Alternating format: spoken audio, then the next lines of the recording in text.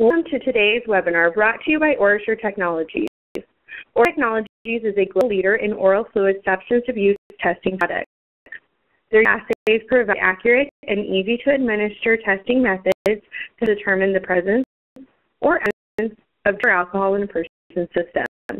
Oral-based testing products provide a simplified collection process, better results, cost savings, minimal risk of tampering, and dramatically reduced risk of adulteration. Sept oral fluid drug test is an FDA-cleared, laboratory-based oral fluid drug testing system that enables accurate testing for 9 drugs of abuse, including marijuana, cocaine, PCP, amphetamines, methamphetamines, barbiturates, benzodiazepines, and opiates. It was as the #1 recognized brand name in oral fluid testing in a 2014 National Drug Testing Industry Survey. With a fast and easy-to-administer collection process, Sept is ideal for workplace, criminal justice, drug treatment centers, and clinical setting screening programs, among others. The presentation is entitled Emerging Drug Trends 2015, What You Need to Know, and will be presented by Ken Dickinson. Ken is a registered pharmacist with an MS in health education who practiced hospital and retail pharmacy for 15 years. In 1985, Ken changed careers and has worked in the behavioral health and addictions field ever since. He is founder and past president of the board of directors for the Pennsylvania Recovering Pharmacist Program, ARPH, a board member of PRO-A, a Pennsylvania statewide recovery advocacy organization, as well as co-founder and president of the board of PNAP, the Pennsylvania Nurses Assistance Program. He has a national reputation as a noted educator, lecturer, and advocate in the areas of addiction recovery and behavioral health. He taught psychopharmacology courses and other behavioral health-related classes at more than 7 universities. May 22, 2013, Ken's work regarding chemical dependence in the profession of pharmacy was recognized, with him being bestowed an honorary Doctor of Science degree from the University of Sciences. Also today is Bill Current from the Current Consulting Group. Bill Current is the president of the Current Consulting Group, a national consulting firm that specializes in drug testing policy development and helping employers optimize their employee screening program. It will be our pleasure to first hear from Bill Current. Well, thanks, Jessica, and welcome to everyone who is on today's webinar. First, I'd like to just acknowledge and thank OraSure Technologies for hosting today's webinar presentation. We've got a great topic for you. It was a real surge of registrations for this topic, and so I think you're in a real treat. I've gone through all of Ken's slides just to be familiar with him, and he has presented on this topic. He's truly an expert in this area, and I think those of you who have joined us today will really be glad that you did. Ken's got some great information to share. We're going to talk a little bit about the drug testing issue as it relates to synthetic substances. Then I'll turn the mic over to Ken. He'll talk about these emerging trends with not just drugs of abuse, but also the synthetic substances that are so prevalent right now in our society. He'll also talk a little bit about how to stay current on these trends and where you can find information so you can stay the proverbial curve, so to speak, and then he'll get into the issues relative to things like K2 and spicy synthetic cannabinoids, as well as bath salts and some of the other substances that are gaining traction right now in terms of substance abuse. But before, we just want to provide a little bit of information about oral fluid drug testing in particular as a sort of a lead-in to this whole issue of synthetic drug abuse and the trends that Ken's going to talk about. If you've been following the drug testing issue of late, you know that the federal government in many years has limited all drug testing under its authority to lab-based urine testing. And it is just in May of this year that the Substance Abuse and Mental Health Services Administration issued proposed guidelines for lab-based oral fluid testing. This is a major development in the drug testing field because for the last 25 plus years, in areas like the Department of Transportation's mandated drug testing program, or the Department of Defense, or the Nuclear Regulatory Commission, areas like that, it's been nothing but lab-based urine testing. And so this is a huge development in the drug testing industry. The proposed guidelines came out in May. They were subject to public comment. That comment period has come and gone. And now the final guidelines are in development. They're subject to review by a number of different federal agencies. But we anticipate that these final guidelines are going to come out sometime during the first part of next year, and going to reflect, of course, the comments that were issued, et cetera. But a lot of what we saw in those proposed guidelines are what we're going to see in the final guidelines. And basically what they talked about is the collection process and the collection devices. What types of devices would be approved, FDA-cleared devices, for example, and what type of characteristics must these collection devices have, as well as the testing system in the laboratory, which assays, which drugs are going to be allowed under this federal oral fluid testing program, both initial tests as well as for the confirmatory testing process, and then the medical review officer process of verifying these lab results. All that's included in these guidelines. Now, initially, the federal guidelines for lab-based oral fluid testing apply to federal agencies and their own drug testing programs. But guidelines from SAMHSA form the gold standard, if you will, for drug testing programs mandated on the private sector and in other non-government entities. So what we see come out of these proposed guidelines, these final guidelines that will come out towards the beginning, sort of March, April timeframe next year, those will form the basis for, say, DOT testing if you're in the workplace, or for certain types of federal testing programs that touch on criminal justice, like probation, parole, et cetera.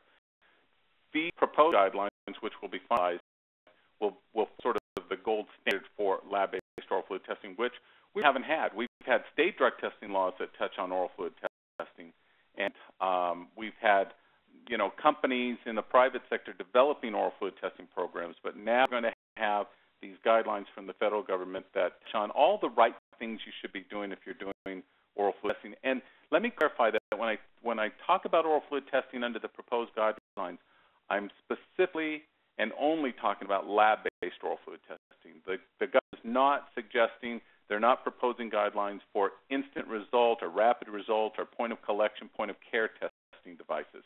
This would be collection, send sample to the laboratory, and analyzed at a laboratory. And this is the process that we've seen with lab urine testing over the years, of course. And so oral fluid testing guidelines would sort of follow that same pattern, that same formula of collecting a sample, sending it to a laboratory, testing it, and then having a medical review officer verify any confirmed positive results, except would be with oral fluid testing. And one very interesting things that came out of these proposed guidelines from the federal government is that projected how many current urine tests will eventually convert over to oral fluid testing into federally mandated or regulated programs. And they're estimating that in 4 years' time, once these guidelines go into effect, that within 4 years, 20 to 30% of all regulated drug testing will be lab-based oral fluid testing as opposed to lab-based urine testing. That's very interesting because, as you can see at the bottom, that could be as many as 2 million specimens per year. It's a lot. Now, talk about lab-based oral fluid testing, just generally speaking, whether you're testing for the drugs that are proposed under these proposed guidelines, or if you're talking about using oral fluid testing for synthetic substances like K2 and spice, you're concerned about accuracy, about the scientific validity of the testing process, and other things that have come up as sort of benefits of oral fluid testing versus other testing methods like urine and hair testing. And there's a lot of information out there. It's good information, but it's from various sources. And so you always want to ask, well, what's the original source of this claim? If you tell me it's accurate, what's your basis for coming to that conclusion? The thing about these lab-based oral fluid testing proposed guidelines from SAMHSA is that they put sources in for all of their conclusions. So the very reasons why the federal government is now looking at lab-based oral fluid testing are proposed guidelines. So if you want information about accuracy and you want to see sources for that, it's in proposed guidelines. If you want to see sources for the scientific validity of lab-based oral fluid testing, it's in. And of course, some of them are benefits like not being able to cheat on oral fluid test or being able to detect use immediately after somebody uses marijuana, for example, or cocaine, which you can do with oral fluid and you can't do with urine, and certainly you can't do with hair. All of that's not only in the proposed guidelines, but it's sourced in the proposed guidelines. So I highly recommend that you find those. We'll send the link out to all of you who are on today's webinar so that you can find the proposed guidelines. If you haven't read them, you'll find them fascinating. I mean, if you're kind of a drug testing nerd like I am. But in particular, it's all organized in very, very easy to read way, so you can go through and you can look at the benefits, the reasons why they justify doing this, and find the sources on their justification for accuracy on science, drug test cheating, et cetera. It's all there, very, very easy to find.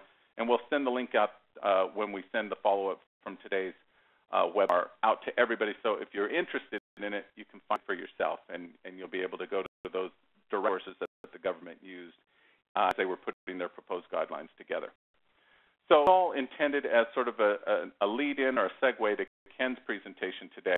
And I have Ken's slides up so that you can see those now. I'm going to pass the ball to Ken. And Ken's presentation is going to go into these trends based on, the information that's really out there today in terms of what people are doing with these drugs. And I always say as I hand the ball over to Ken, is that if you're going to do drug testing and you really want to have some result you can point to, you got to test for the drugs that people are using. And today, we know with increasing regularity, people are abusing these synthetic substances along with the other types of drugs, and that's what Ken's going to talk about today. Ken, let me turn the virtual microphone over to you at this point. Bill, and thank you to Orshore for this opportunity, and I look forward to a time with the people all here to talk about these new trends. This is actually the third webinar for Orshore on topic, and it's just incredible to see changes that are occurring. First slide I have here is one that there's nothing new except to say that we are in the throes of a wave of these synthetic substances that are being made readily from industrial solvents and so forth. So the first ones we started to see, of course, were the K2 and bath salt drugs. But this shows you the United Nations, out of their concern, together a committee, and they issued a report back in 2013. No new report since then, but up with the term new psychoactive substances. And that's what slide shows, and other slides show that there are more and more of these new psychoactive substances popping up than we could have imagined.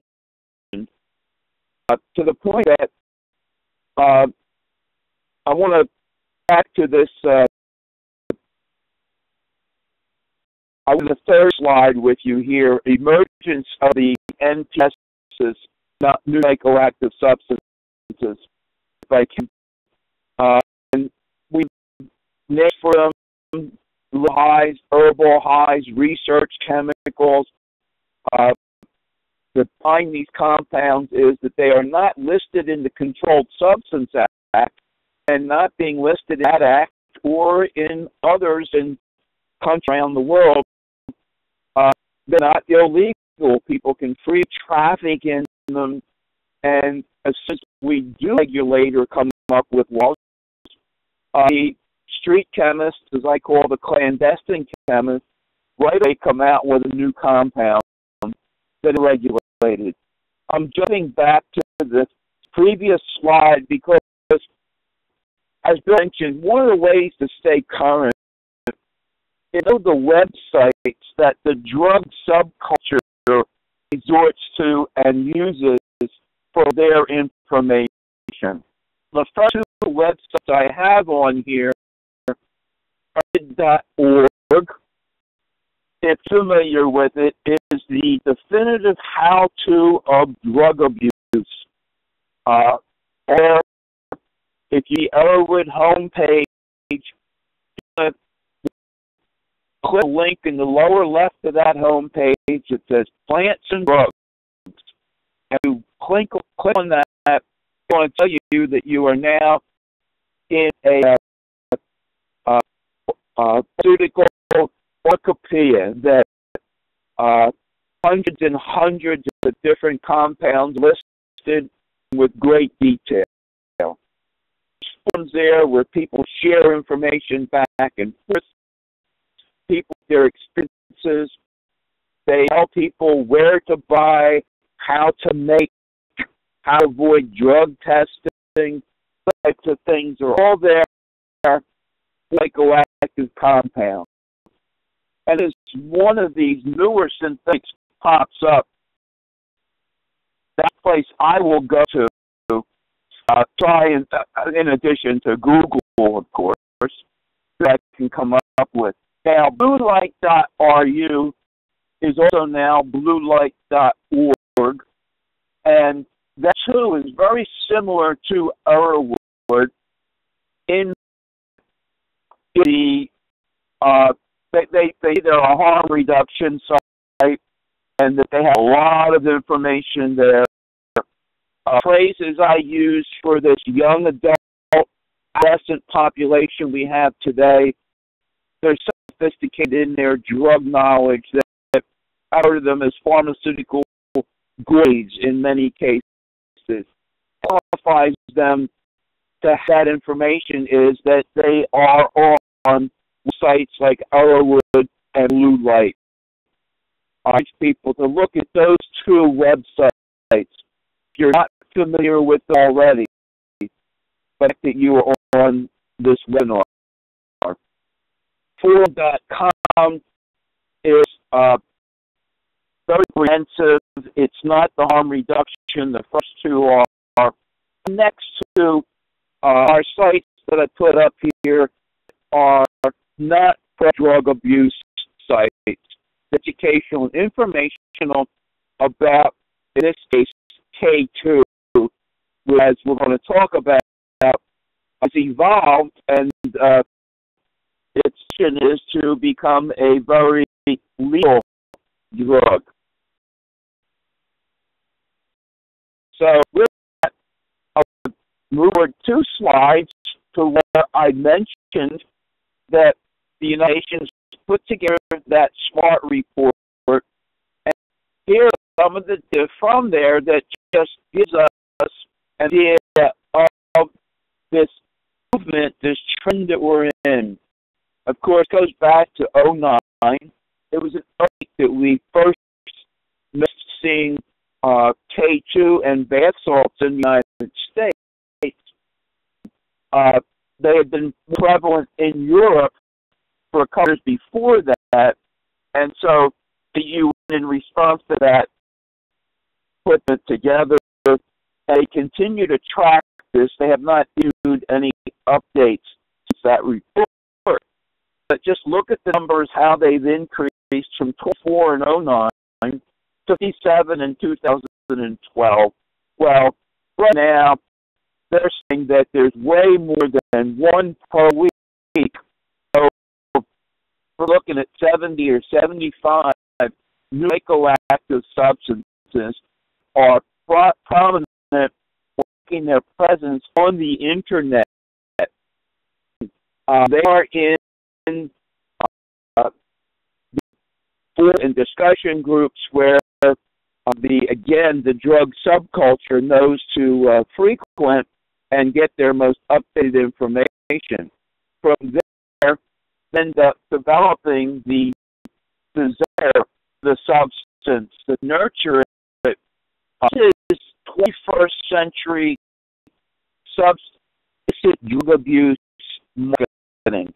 This is where the pattern that you have an illicit substance and organized crime and different drug cartels control it.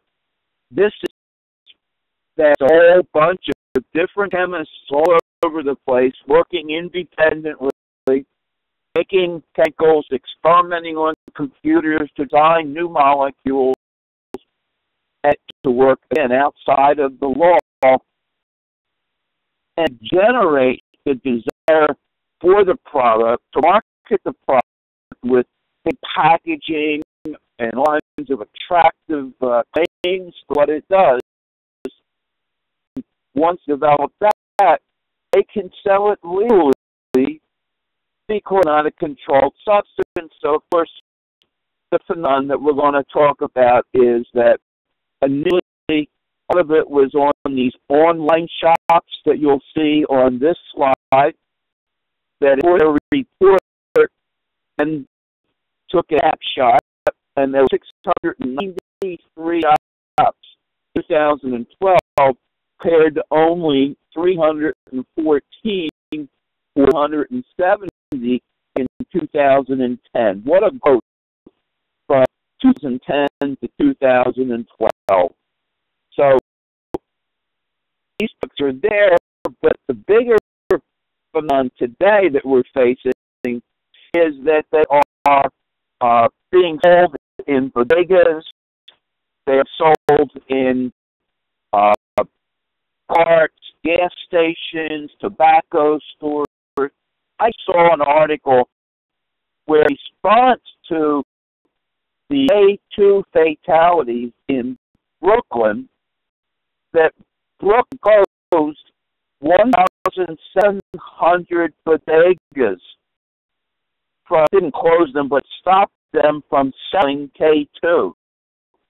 That's 1,700 courses, but that's in area. So that's a slide. The designer drug trend today is that they're making this molecule known to legally, therefore it's not classified. It's not specifically named in our Controlled Substance Act. A drug is not illegal. That's what designer drugs are. Make one that's true and similar to, but named in there, and we can begin it for some time. The other advantage to it, not only is it not illegal, there's no ability to initially test for it. So the toxicology industry constantly trying to keep up and adjust what these designers are doing. Thing with our legislators in laws. Unfortunately, the metaphor that we've been using a lot is that we're playing that game called whack-a-mole that many of us know from the boardwalk or from town fairs and so forth. Every time we hit that mole, the other is jumping up instantly.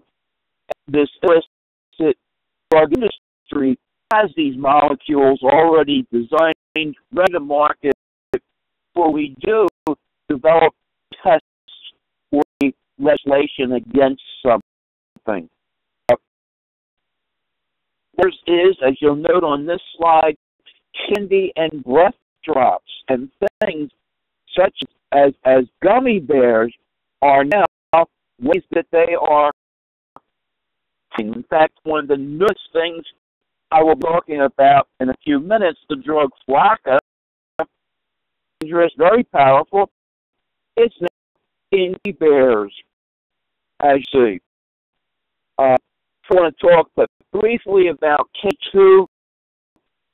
A big thing that you know today about K2 is that because we have regulated and drug tests, they're changing the molecule and have designed newer acidic cannabinoids other than the original K2 items. The original under molecules have the toxicity that we see today. One, two, very simply, it's a synthetic compound, like a powdered compound, put it into a solution. Solution usually is something like nail polish remover, very easy to get and common. You spray it onto some kind of a leaf. This get resembles marijuana, the cannabinoid drug. And this way they smoke it, it fits in with the whole cannabinoid mentality. They get it as things like incense and potpourri, but many of them have strong aroma to them. I'm told by individuals that when these things are smoked, the odor of the K2 can be, as somebody described it, that it just smells good and stale of a smell that will hide the aromatic part of the incense of potpourri. On here, I just show some data. You see this on the slide, how it looks K2, and we see a similar thing when we get the bath salts. Awareness and all the legislation and toxicology response we saw that to tear off as far as the poison control centers. Well, now they are up and running like crazy again. In fact, the K2 does what we've now run into is that the K2 that's out there is causing fatalities. Slide is about the fact that we should just address this when educating people and let people know this is nothing more than a poison. And people are ingesting a poison that has no other purpose or use for it, classified as a poison. And you can see here that the pharmacology, the bullet there, it talks about the cannabinoid receptors, CB1 and CB2. Marijuana, the main active ingredient is THC. That works at C1 primarily. New molecules that are being made work at the CB2 receptor almost exclusively as what's responsible for the powerful psychosis, suicidality, association, the psychiatric piece that we see from newer synthetic cannabinoids that are nowhere near what people relate to with marijuana. This just jumped in my head. Please use the term synthetic cannabinoids, not feed into using the term synthetic marijuana. This has nothing to do with marijuana, with the way it works on that CB. So, why these things popular? People know about these psychoactive effects. They make the risk. Say some people didn't have such adverse effects. Hey, let me try it. Most people who try this are already abusing other substances, as has been shown. Many, I'll try it one time to see what it is. When they find it very rewarding and they end up repeating. They're really available. The packaging is incredibly attractive to young people. Some people even collect the packaging and hang them in their bedroom walls and so forth. Some still perceive them as safe because they're being sold over the counter. They're not sold on the street. They're not regulated. So perceive that I can buy it at the gas station. It must be safe. Boy, the person who said that ended up being a suicidality case. So that really proved that. And lastly, that messages are so new they're not or detected in urine. These threatening effects that I've mentioned, mine is that last bullet I have there called rhabdomyolysis, what is causing most of the fatalities from the newer K2. I am some of the more recent things that have been in the press. Rhabdomyolysis is skeletal muscle breakdown and that breakdown releases a lot of nitrogen. The nitrogen is released, overloads the kidneys, and people have kidney failure. Kidney failure, coma, and death happens for some people. Some people, kidney failure, they say but they be on dialysis for the rest of their lives. Others need life support for a while initially. And so if you're probably familiar with the waves, as I call them, that every weekend or so in the press somewhere around the U.S., you'll see crazy numbers. Texas had a weekend where close to 200 people were making appearances, as they call them, in emergency rooms and crisis centers. Since the beginning of 2015, we're seeing the deaths in hundreds with the case. In Pennsylvania, Lehigh County, they had a weekend where they could not find emergency room gurneys and for people that were in typical emergency. They were already taken by the K2 people that were flying into to ship people away to other emergency rooms. And you can see the comment I have about Brooklyn, New York. But this is the concern right now with the synthetic cannabinoids is fatalities and the huge numbers of emergency room appearances. People are in such psychotic episodes. I had a live training and a woman came up to me, held on out, to me a text. We're talking about dynamics like this. Text her sister who worked in an emergency room.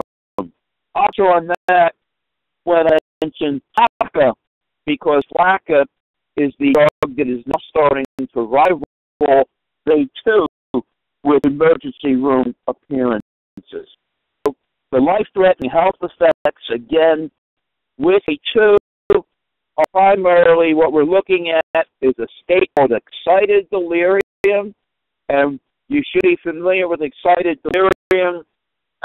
If you're not, because of the newer synthetic drugs, the bath salts and K2 causing it just back into your past.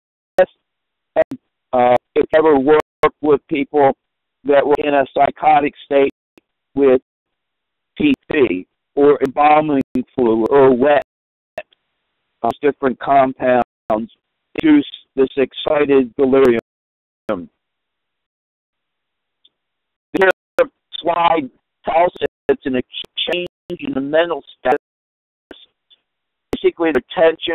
What we have is somebody who is pretty dissociated, not within their body, and in an episode where they can be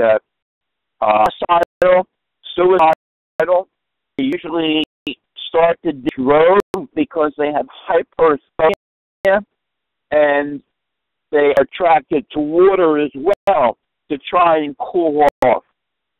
They do a type of analgesia that they feel pain, and so what we have is individuals that it takes 5 and 6 tasings with tasers to start to even any effect on them.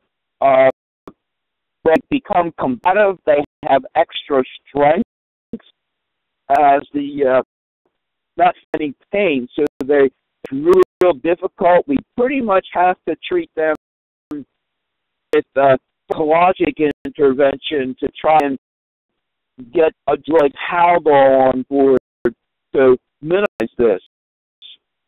Wonderful slide. I put it in here so you can look at this slide.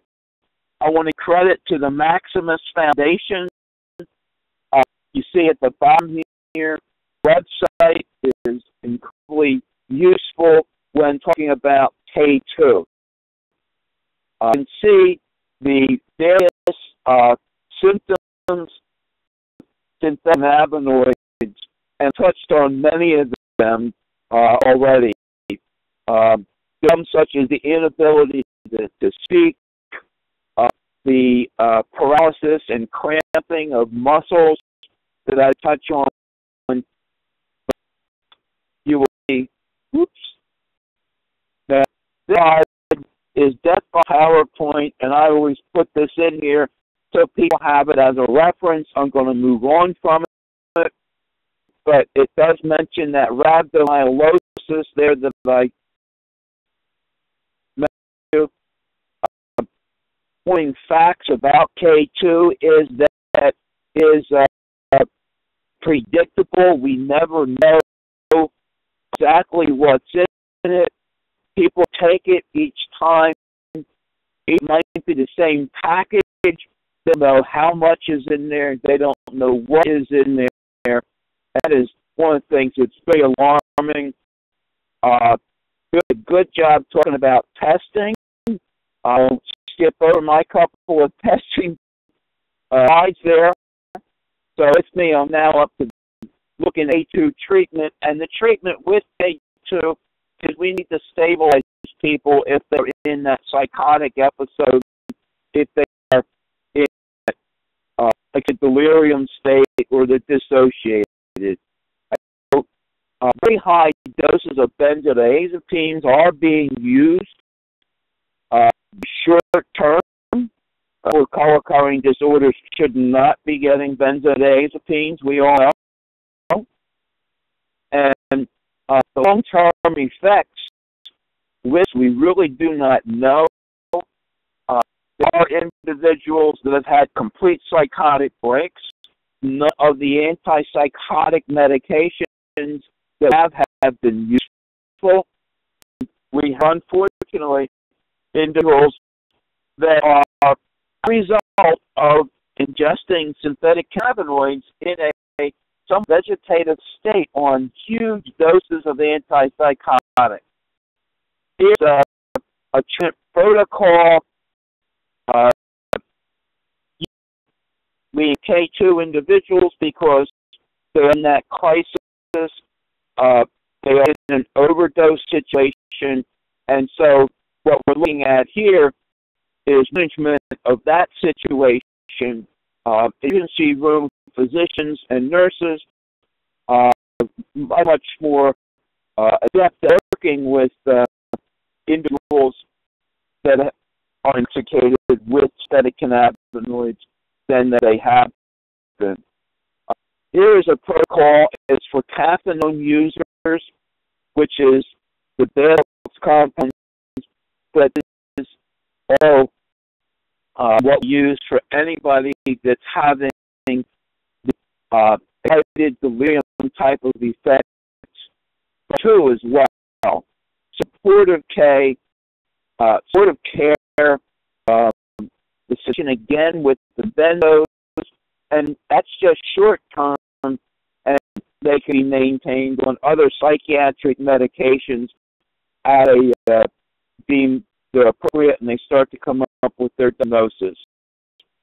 Now, talking about bath salts, for today's presentation, the biggest and most important thing I moved just from the two slides that are really just photos, packaging, is that we have a scourge right now that's been springing out of northern Florida, started in Broward County, AKKA, that I will talk about.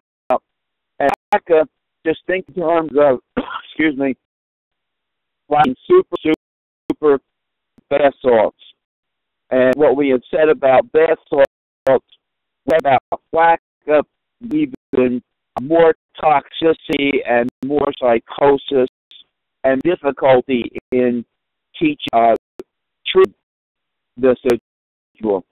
So there are synthetic cathinones, because that is the family, the chemical family, we call the bath salts compound. And they, as you can see, all related to things like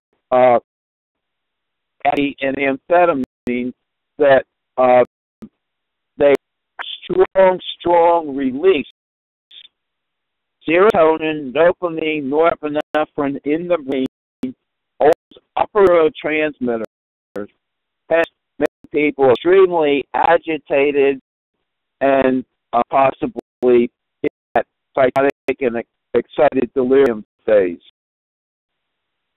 Now, it's already shown that there is permanent brain damage and permanent kidney damage happening from flacca that causes shutdown. That is a newer compound that we pretty much are referring to it as the next generation or the new bath salts.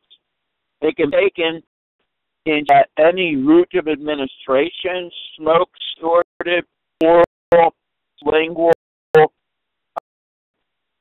It is extremely potent.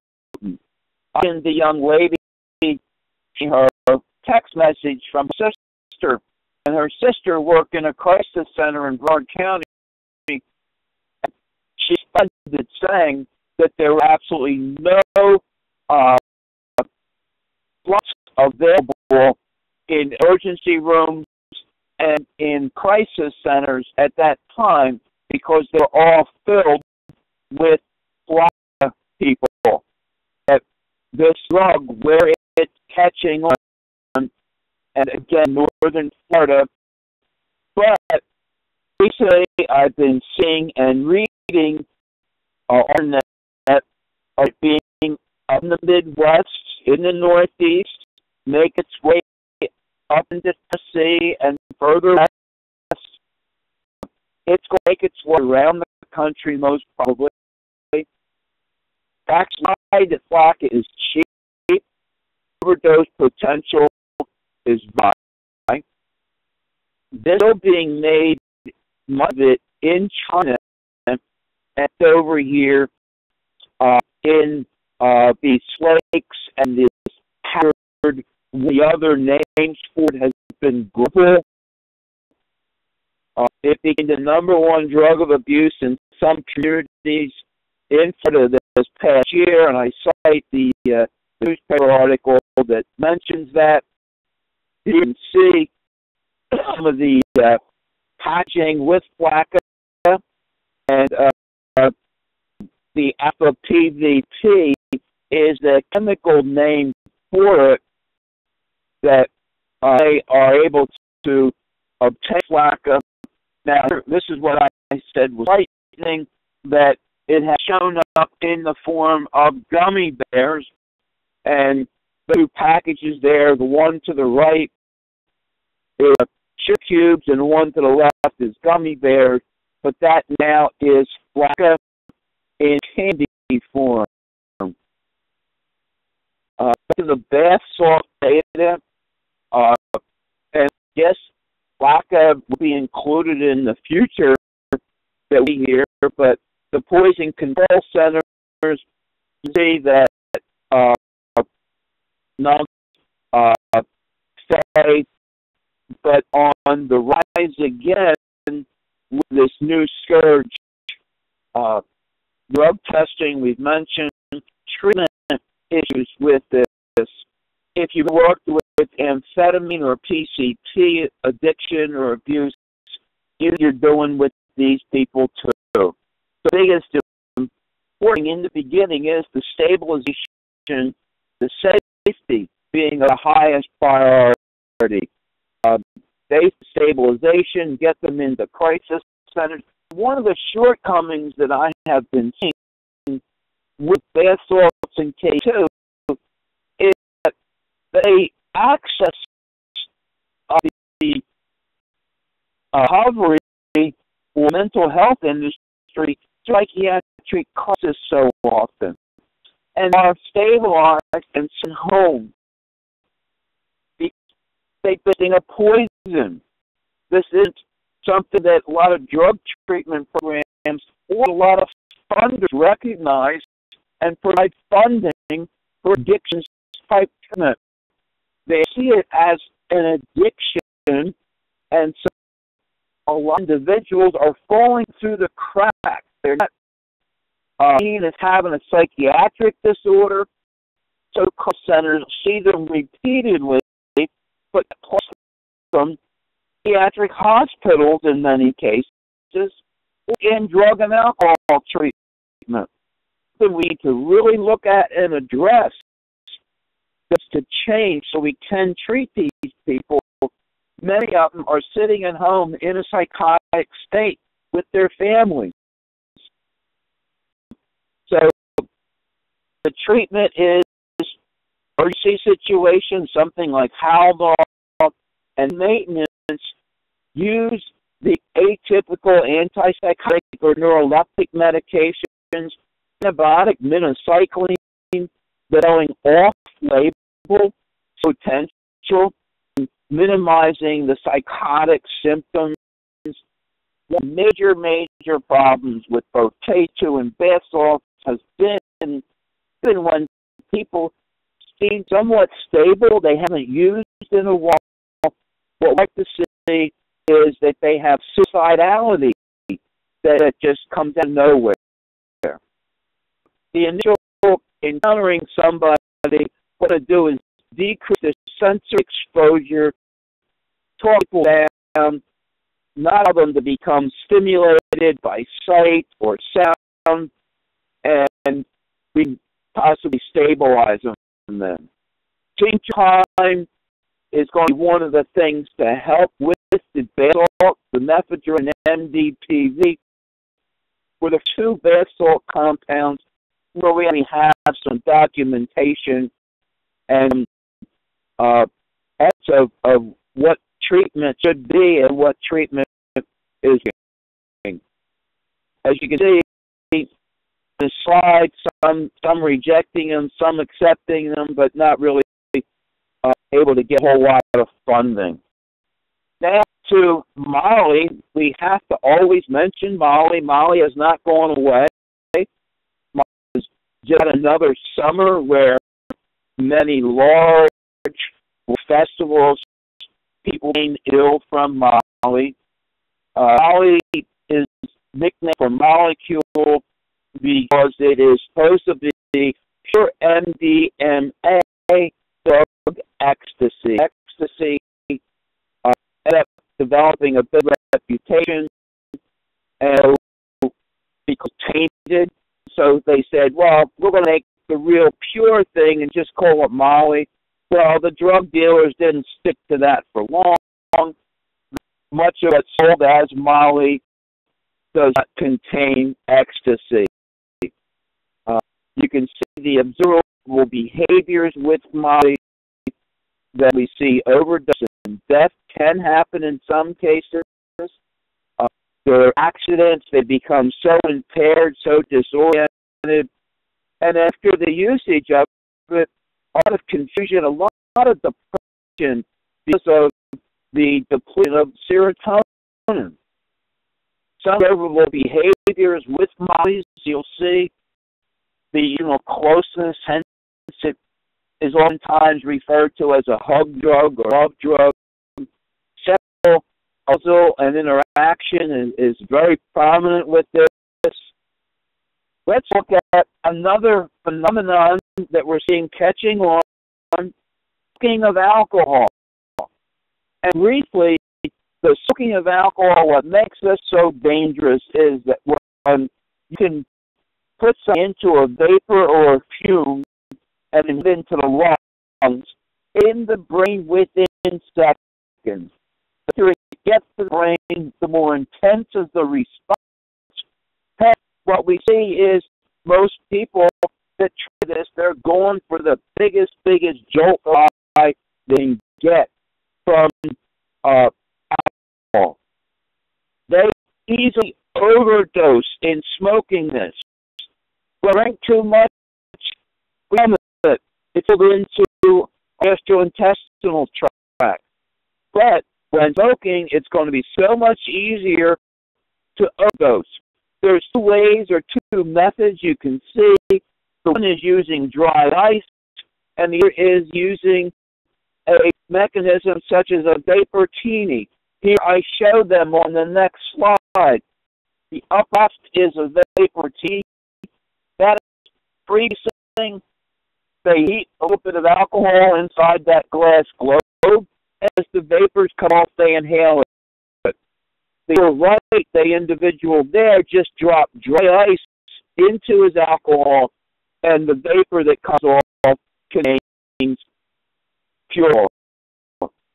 Turn your attention to alcohol, powdered alcohol. Put it off instantly. It's back on the market. Controversial.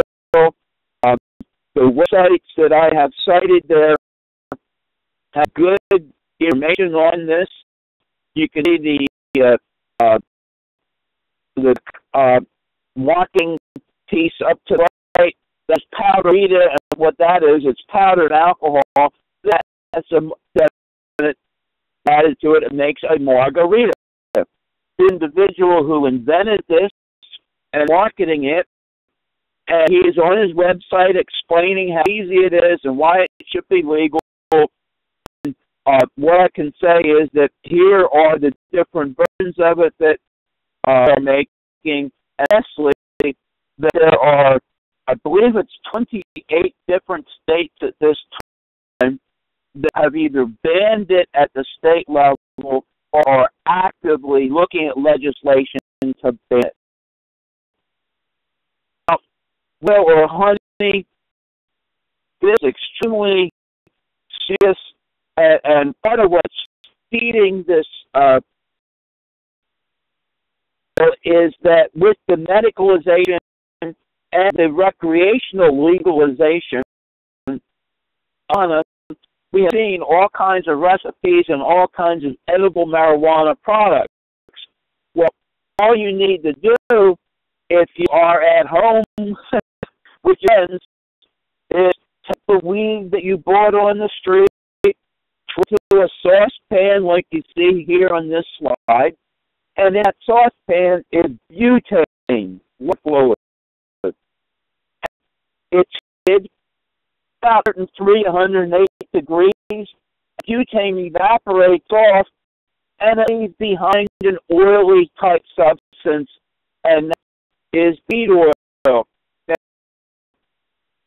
Will have extremely high doses of THC like we have never seen before. In fact, they continue to heat this and heat it further. It's a orange waxy substance. Here, some are calling it.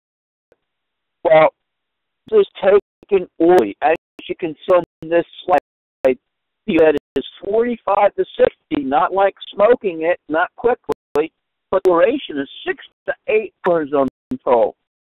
And I can high higher than people have ever experienced smoking it, because these products get as high as 80 and 85% THC, something never would have imagined back a decade or so. Now, the other thing is that vaporizers are being used. Dabs is the term drying the marijuana or weed oil onto a vaporizer. You can see the oral ice cream. Here's the Elax marijuana. As I mentioned, the very high percentage of THC, and they're dabbing and smoking it in vaporizers. And here are with dabs. DHO is one of its names.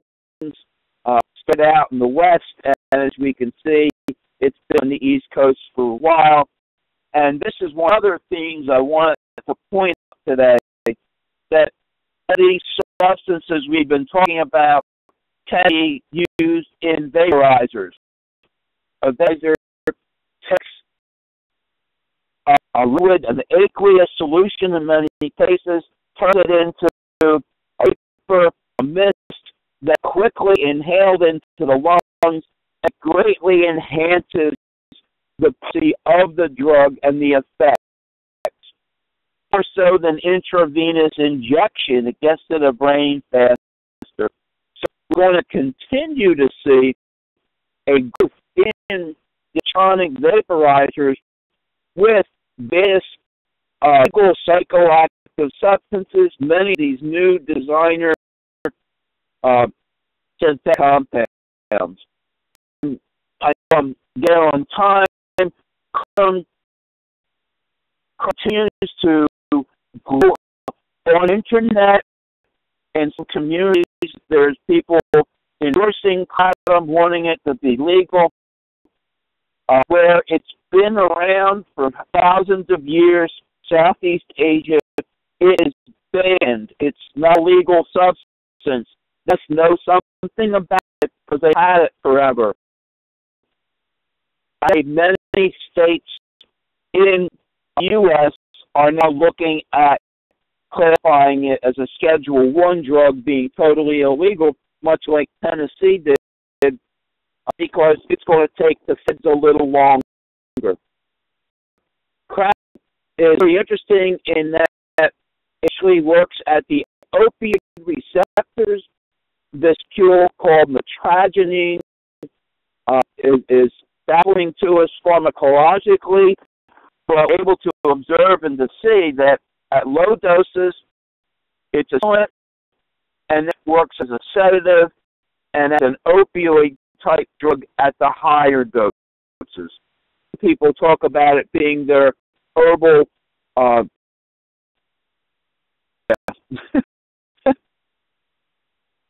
effects with kratom. You can see I have them on a slide here. Like air from dry mouth. Just think of the opioid side effects. There are people who are endorsing kratom to be used for helping people to get off of oxy, and helping people to get off opioids.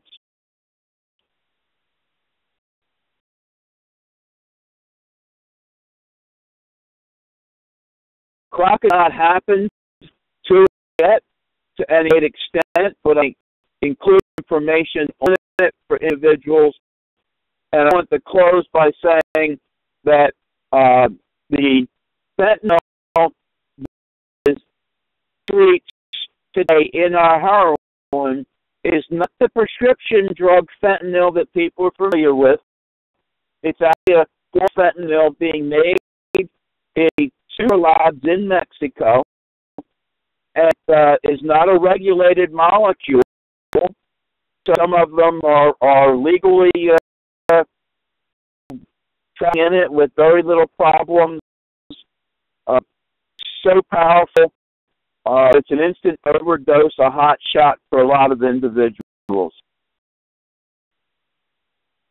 And station on that, and lastly, I believe that we I guess schizophrenic FDA, because just as they the scanning and tighten up the availability of things like Vicodin, which is a great move, and Tramadol, another great move, they do approve another drug, a hydrocodone sustained release. So many states have stepped forward and made this an illicit or banned Schedule I drug in their state, but this is out there, and it just tells us an FDA that when it comes to drugs of abuse, it's all over the place. So, be ready for some Q&A? We're out of time here. What I'm going to suggest, because we do have questions, and I don't want to rush you, and I see people having to get back to their other things. Why don't we address the questions in our follow-up email? That way, you won't be rushed, and they won't be rushed, because we do have questions here, and I don't want to shortchange anybody. So, would that be all, Ken, with you? That's fine. Yeah. Perfect. Then, Jeff, I'm going to turn the mic over for you, too, so you can tell everybody how they can get this information afterwards. And of course, thank you, Ken. On behalf of Orchard Technologies, we hope that you today's informative and helpful. If you have any questions, we questions via email. If you have other questions that were not submitted, you may still submit those questions at info@currentconsultinggroup.com. That's info@currentconsultinggroup.com. This presentation was recorded, and you'll receive instructions informing you how to access the recording. Thank you for attending today. This concludes today's webinar.